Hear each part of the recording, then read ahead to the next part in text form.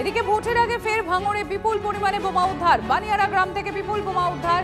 শামীম খান নামে এক আইএসএফ কর্মীর বাড়ি থেকে 28টি তাজা বোমা আর আগ্নেয়াস্ত্র উদ্ধার হয়েছে। বিজয়গঞ্জ বাজার থানার উদ্বোধন রয়েছে এবং তার আগের রাতে বিপুল বোমা উদ্ধার। দুজনকে গ্রেফতার করেছে উত্তর কাশীপুর থানার পুলিশ। বিধায়ক নওশাদ সিদ্দিকীর মদতে ভাঙড়ে বোমা মজুত করা হচ্ছে, অভিযোগ তৃণমূল নেতা শওকত মোল্লা। যে নওশাদ সিদ্দিকী এখানে একটা বোমা শিল্প তৈরি করেছে, যার ফলে আমাদের গাড়ি কনভয়ে আক্রমণ হচ্ছে।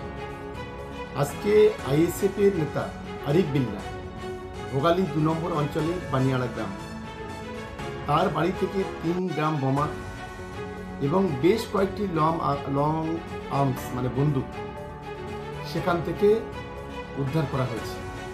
নওশাদ সিদ্দিকীর দেওয়া অর্থে আমরা বিভিন্ন সূত্র মারফত যে খবর পাচ্ছি, প্রত্যেকটা অঞ্চলে লক্ষ লক্ষ টাকা সেখানে দেওয়া হয়েছে এবং সেই টাকা দিয়ে এই ধরনের বোমা বন্দুক মজুত করা হচ্ছে। জানি না, দেখছি 3টে বোমার আর কি 3টে ড্রাম রাখা আছে, এসে দেখলাম। আর এত পুলিশ দুজনকে গ্রেপ্তার করেছে, তারা তাদের যাদেরকে গ্রেপ্তার করেছে তাদের কারা চিনেন? তাদের একটা বোনের ছিল, ওইটাই। কি নামটা? আমি ও কি করে? দোকানে পরে, দোকানে কাজ করে। কোনো পার্টি টাটি করে? না, ও কোনো পার্টি করতে যায় না, আমি জানি না। ওর ভাই একটা যায়, জানি, ও যায় না। ওর ভাই কি পার্টি করে? ভাই জান আইসেফ?